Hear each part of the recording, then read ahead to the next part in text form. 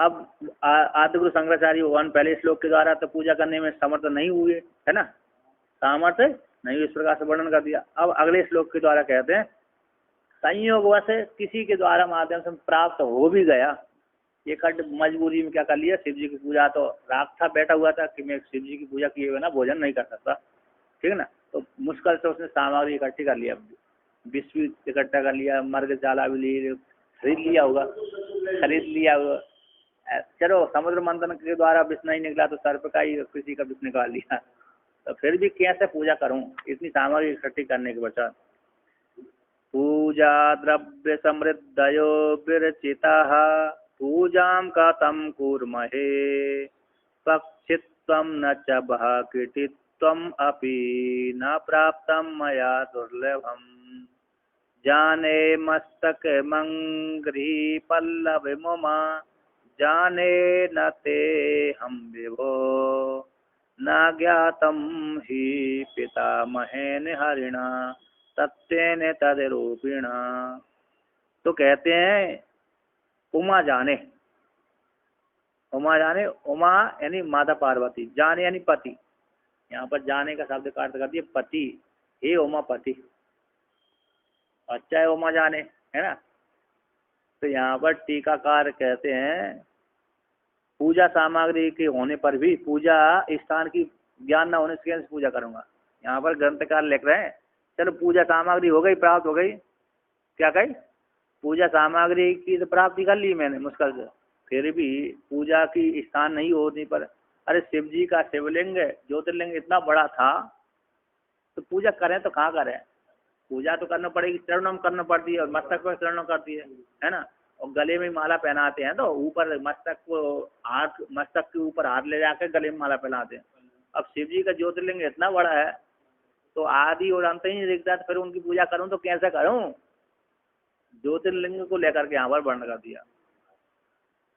और ज्योतिर्लिंग कौन, अग्नि वाला पुंज, जो जो एकादश द्वादश ज्योतिर्लिंग है वो तो आपको दिख जाते हैं, किंतु जो दिव्य ज्योतिर्लिंग है अग्निपुंज वाला, जिसको ब्रह्मा विष्णु भगवान के सामने प्रकट हुआ था, वो आदि और अंत जिसका नहीं है, ऐसे ज्योतिर्लिंग की पूजा करूं तो मैं कैसे करूं, सामग्री मुश्किल से मैंने प्राप्त कर लिया, इकट्ठी कर भी लिया, तो ऐसी शिवलिंग की पूजा करूं तो कैसे करूं, वर्णन करिए भगवान। शिवलिंग का आदि अंत नहीं मालूम पड़ रहा मेरे को।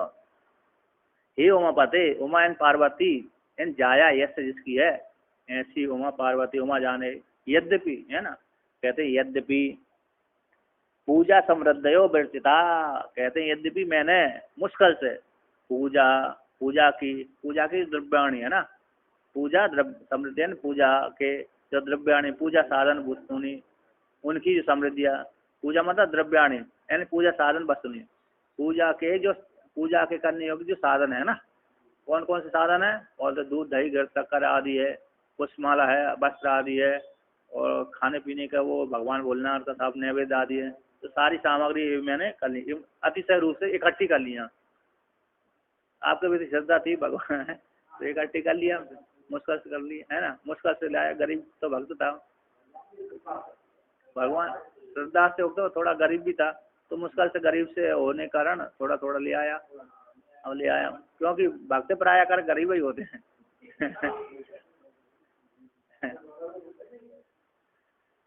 क्योंकि भक्ति करते हैं तो कमाने में रुचि नहीं करते, रुचि कमाने में ज़्यादा रुचि ना करने तो पहले से गरीब हो जाते हैं, मुश्किल से गाड़ी चल जाती कभी कभी, तो कभी कभी अमीर भक्त होते हैं लेकिन अमीर कम ही हो पाते हैं, गरीबी जा है। हाँ, तो कहते हैं समृद्धि इकट्ठी कर लिया, पूजा समृद्धि, पूजा की सामग्री इकट्ठी कर लिया, वृक्षिता संपादिता, क्या कहते हैं, वृक्षिता संपादिता, फिर भी हमने इकट्ठी करके संपादन कर लिया, यानी एकत्रित कर लिया।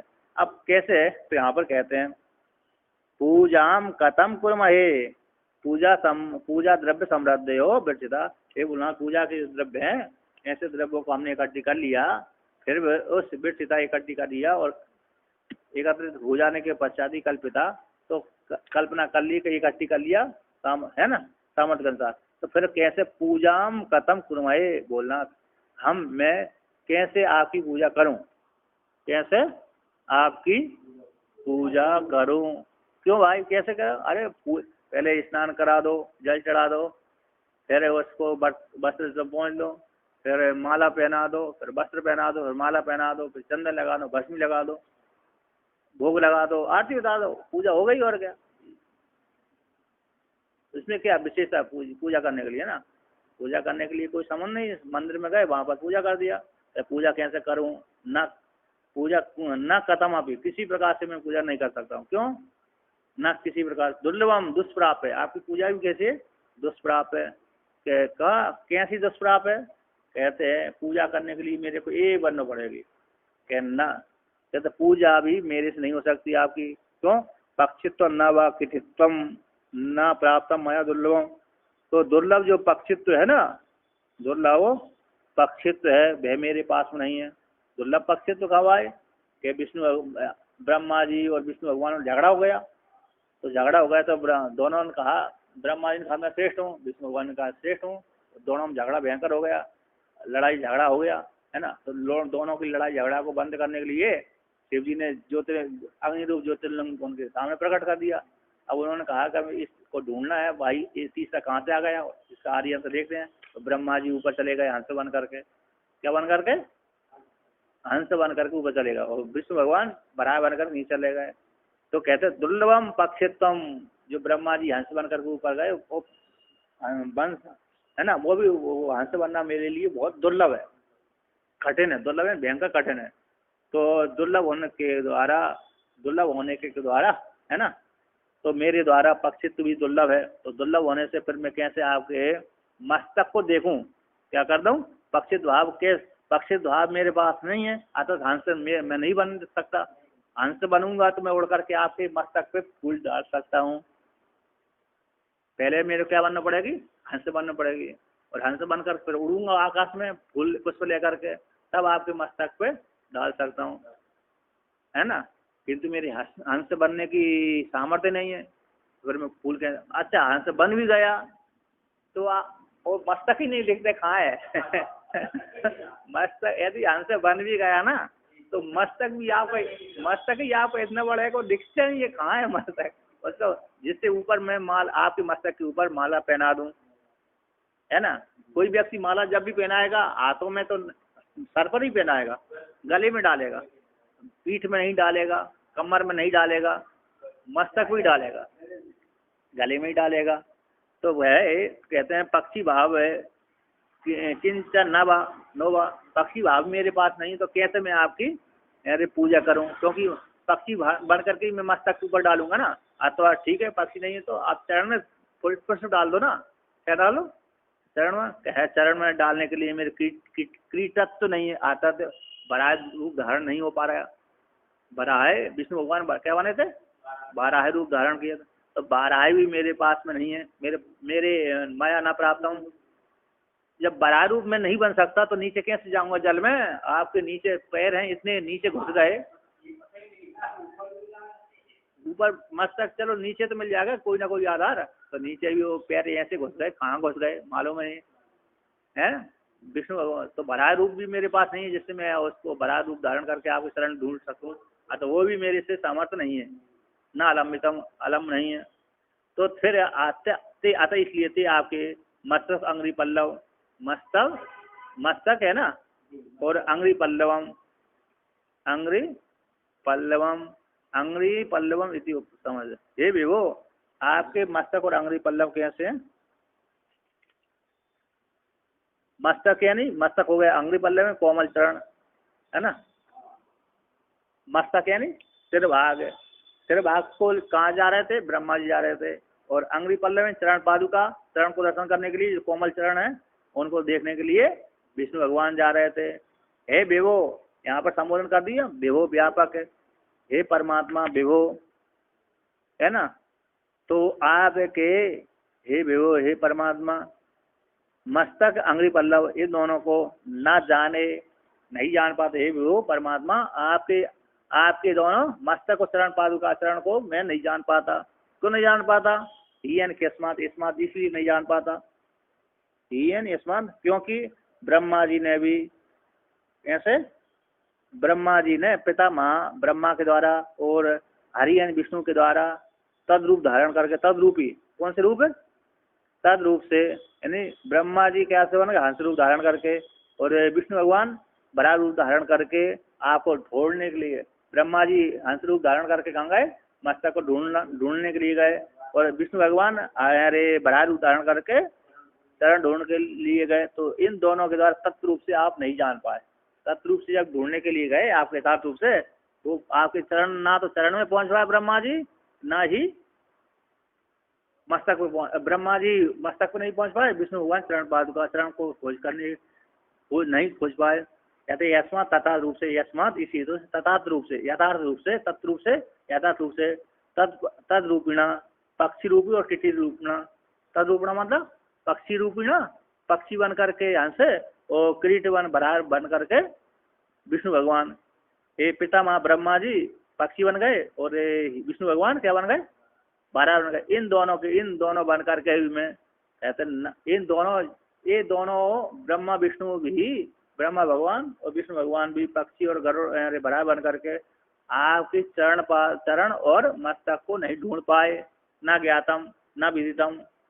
जब उनके द्वारा नहीं ढूंढ पाया तो यस्मात् जी हेतु थे, तस्मात् उसी हेतु ना जाने हम, तो फिर मैं कैसे ढूंढ पाऊंगा, आपकी पूजा कर पाऊंगा। मैंने एक तो मुश्किल से तो इतनी सामग्री इकट्ठी करी, कितनी सामग्री इकट्ठी करी, बहुत मुश्किल से करी। अब मुश्किल से करने के पश्चात तो ये बड़े बड़े देवता भी आपके मस्तक को चरण को नहीं ढूंढ पाए, तो फिर मैं तो एक छोटे सा कीड़ा के बराबर हूँ, तो क्या करूँगा, कैसी पूजा आपकी करूँगा। तो पूजा द्रव्य के होने पर भी, पूजा द्रव्य रूप संपत्ति के होने पर भी आपके रूप का ही ज्ञान नहीं हो पाया, आपके रूप का ही ज्ञान। तो कह रहे तद रूपापन्न रूप से, वो ये रूप बन गए ब्रह्मा और विष्णु के द्वारा आपके रूप का ज्ञान न होने का अनवगत हूँ। तो पूजा स्थान में यो आपका जो पूजा के स्थान कौन है, मस्तक और चरण पादुका, मस्तक और चरण पादुका आपको पूजा स्थान है। उस पूजा स्थान को ब्रह्मा और विष्णु भी नहीं जान पाए। जब नहीं जान पाए तो ब्रह्मा जी मस्तक को ढूंढने के लिए गए थे, वहां पर पुष्प चढ़ा दिया जाए, पल्लव चढ़ा दिया जाए, और विष्णु भगवान चरण पादुका चरण को ढूंढने के लिए आए, वहां पर पुष्पों को अर्पण कर दिया जाए। तो ब्रह्मा जी मस्तक नहीं ढूंढ पाए, विष्णु भगवान चरण नहीं ढूंढ पाए। इसलिए न जान, चरण और मस्तक न जान करके पुनः ब्रह्मा जी कहाँ पर आ गए, ब्रह्मा विष्णु जहाँ से गए थे वहीं पर आ गए। शिव महिमा में तो वर्णन किया, ब्रह्मा जी ऊपर गए, विष्णु भगवान नीचे गए, तो दोनों ढूंढते ढूंढते थक गए, नहीं मिला, तो पुनः जहाँ से गए थे वहीं से आ गए। जहाँ से गए थे वहीं पर लौट कर आ गए। वहीं पर आकर फिर क्या किया उन्होंने, स्तुति आरंभ कर दिया। एक कल्प में उन्होंने स्वयं ही वहीं पर आकर स्तुति करी, उस कल्प में सर नहीं काटा। जिस कल्प में ब्रह्मा जी ने पुनः आकर लौट करके स्तुति करी, झूठ नहीं बोला, उस कल्प में ब्रह्मा जी शिव जी को सर नहीं काटा। अब जिस कल्प में उन्होंने झूठ बोल दिया था, उस कल्प में काटा था। तो अनेक कल्पों में अलग प्रकार से। तो यहाँ पर भी शिव जी ने बिना सर कटे हुए ब्रह्मा जी का वर्णन किया। तो यहाँ पर ब्रह्मा और विष्णु भगवान जब नहीं जान पाया आपके मस्तक चरण पादुका को, तो फिर मैं भी कैसे आपके स्वरूप को नहीं जान पाया, है ना। आपके अब जब मैं भी बिना स्वरूप को जान करके कैसे आपकी पूजा कर सकता हूँ। अरे आकाश में खाली जगह तो कैसी पूजा करूंगा मैं, रूप होने चाहिए ना, चरण पादुका होने चाहिए, अंग अंग होने चाहिए, अंग ज्ञान होने चाहिए, तभी तो व्यक्ति पूजा कर सकता है। अब बिना नाम के, बिना जान करके मैं कैसे पूजा करने में समर्थ हो सकता हूँ, वहाँ तो नहीं हो सकता। इसलिए भोलनाथ मुश्किल से तो मैं पूजा सामग्री इकट्ठी करी, फिर भी आपने ऐसा कार्य कर दिया। इसी थोड़ा बहुत तो छूट देना चाहिए, थोड़ा चरण पादुका बता दीजिए, थोड़ा मस्तक बता दीजिए, थोड़ी मैं पूजा कर दूँ। आप कितने रूट ऐसे रूटना आपको शोभा नहीं देता, सही है गलत। तो भगवान से प्रार्थना करते हैं, आदिगुरु शंकराचार्य भक्त प्रार्थना करता है, ये बोलना है जब ब्रह्मा विष्णु नहीं पूजा कर पा तो मैं भी नहीं कर पाऊंगा। इसलिए चलो ब्रह्मा विष्णु भगवान के ऊपर कृपा करो चाहे मत करो, वो तो महान देवता हैं, उनकी कोई समस्या नहीं है, किंतु हम तो थोड़ी समस्या वाले, हमारे ऊपर थोड़ी कृपा कर दीजिए। आप थोड़े से 1 मिनट के लिए चरण पादुका बतला दीजिए, एक मिनट के लिए ही आप अपने सिर को बदला दीजिए, मुख को बदला दीजिए, बस कितनी हम चाहते हैं। जब हम पूजा करके निपट जाए फिर आप अदृश्य हो जाना। इस प्रकार से आदिगुरु शंकराचार्य भगवान ने शिव जी की स्तुति करी।